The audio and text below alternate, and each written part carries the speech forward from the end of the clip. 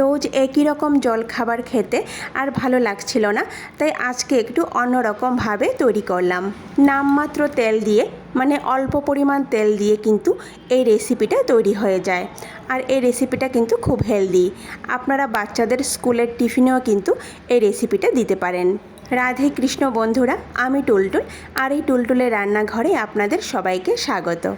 তার জন্য আমি এখানে এক মুঠো পালং শাককে ভালো করে ধুয়ে নিয়েছি। এবার আমি 3 থেকে 4 মিনিটের মতো পালং শাকটাকে সেদ্ধ করে নেব।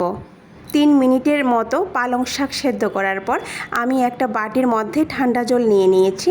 এবার পালং শাকটাকে সঙ্গে সঙ্গে এই ঠান্ডা জলের মধ্যে নিয়ে নেব। পালং শাকটাকে ঠান্ডা জলের মধ্যে নিয়ে এর উপর 3 থেকে 4 টুকরো বরফ দিয়ে দেব। তাতে কি হবে, পালং শাকের যে সবুজ কালার সেটা ঠিক থাকবে। এবার শাকটাকে উঠিয়ে একটা মিক্সি জারের মধ্যে নিয়ে নেব। মিক্সি জারের মধ্যে নিয়ে ভালো করে পেস্ট করে নেব।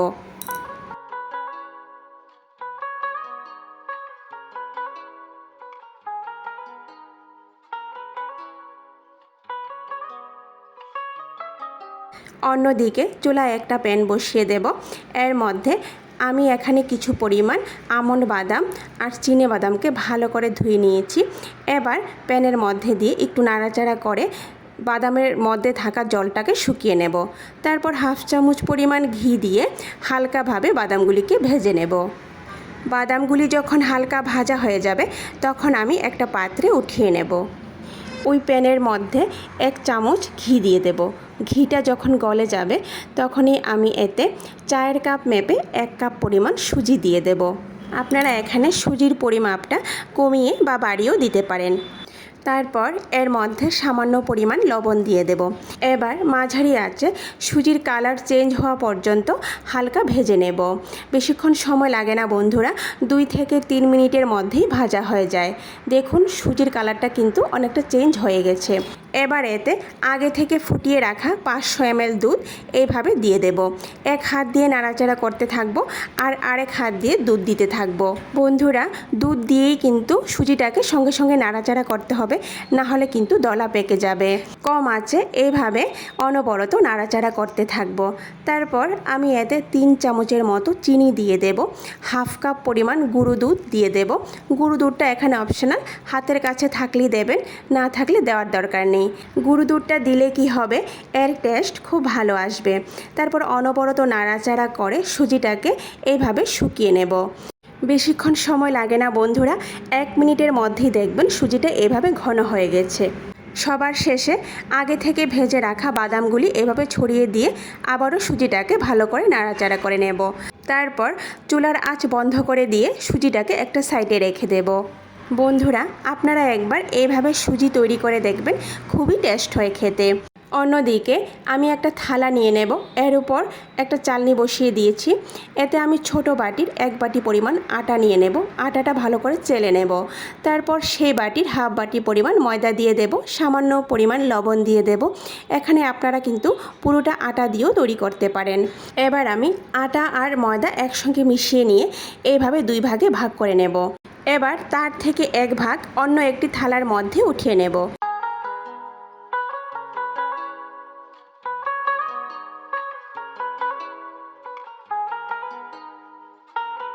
এবার 1 ভাগ আটার মধ্যে আমি পালক পাতার পেস্ট দিয়ে একটা সফট ডো তৈরি করে নেব।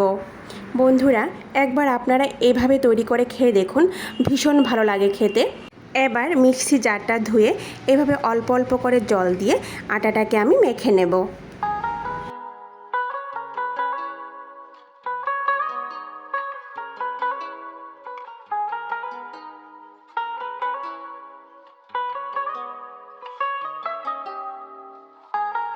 বন্ধুরা, একটু সফট করে কিন্তু আটাটাকে মেখে নিতে হবে।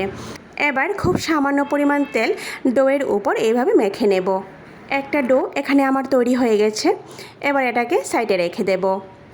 বাকি যে আটাটা আমি রেখেছিলাম তার মধ্যে অল্প অল্প করে জল দিয়ে আবারও একটা সফট ডো তৈরি করে নেব।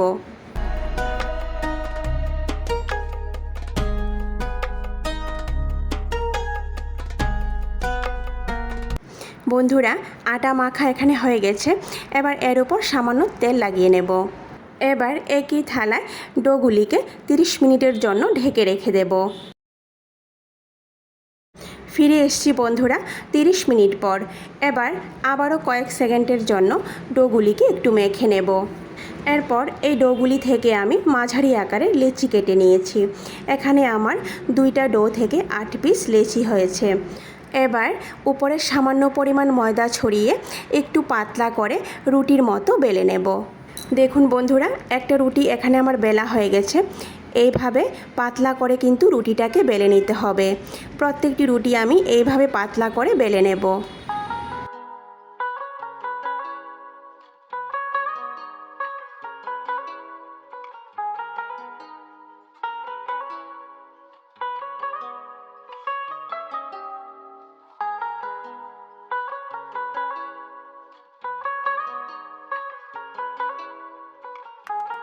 বন্ধুরা, প্রত্যেকটি রুটি আমি এখানে বেলে নিয়েছি।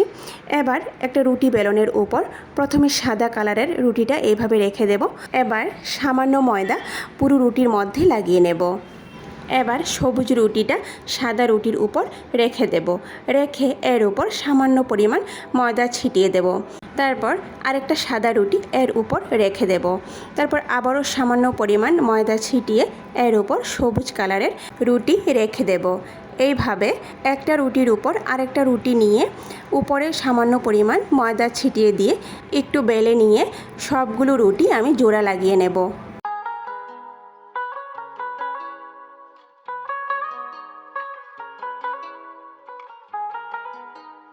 এবার আমি রুটিটাকে এইভাবে মুড়ে নেব।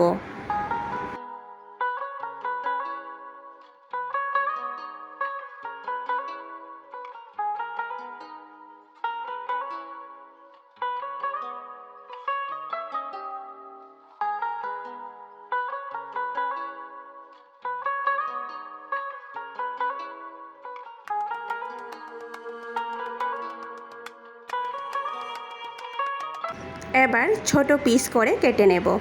আপনারা যদি পরোটাগুলি আরেকটু বড় তৈরি করতে চান তাহলে পিসগুলো আরেকটু বড় কেটে নিতে হবে। এবার একটা পিস নিয়ে উপরে খুব সামান্য পরিমাণ ময়দা ছিটিয়ে রুটির মতো করে একটু বেলে নেব। রুটির মাঝখানটা একটু ভারী আর সাইডগুলো একটু পাতলা করে বেলে নিতে হবে। এবার রুটিটাকে হাতের উপর উঠিয়ে সুজির যে পুরটা তৈরি করে রেখেছিলাম সেখান থেকে সামান্য পরিমাণ পুর আমি এই রুটির উপর নিয়ে নেব। নিয়ে এইভাবে ভালো করে মুখটাকে বন্ধ করে দেব।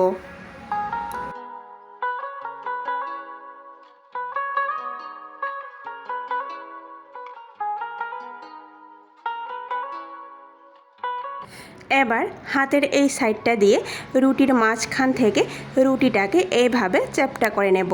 তাতে কি হবে, ভিতরের পুরটা রুটির চারিদিকে ছড়িয়ে যাবে। এবার উপরে সামান্য ময়দা ছিটিয়ে পরোটার মতো বেলে নেব।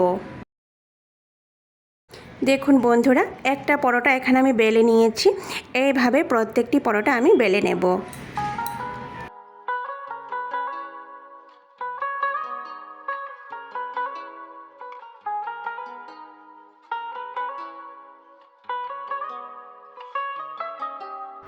বন্ধুরা, সবগুলো পরোটা এখানে আমার বেলা হয়ে গেছে।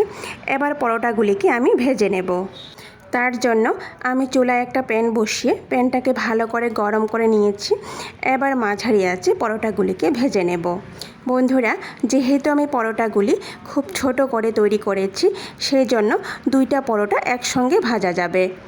পরোটাগুলি প্যানের মধ্যে দিয়ে কয়েক সেকেন্ড অপেক্ষা করব। কয়েক সেকেন্ড পর পরোটাগুলি উল্টে দেব। তারপর আবারও কয়েক সেকেন্ড পর পরোটাগুলি আবারও উল্টে দেব।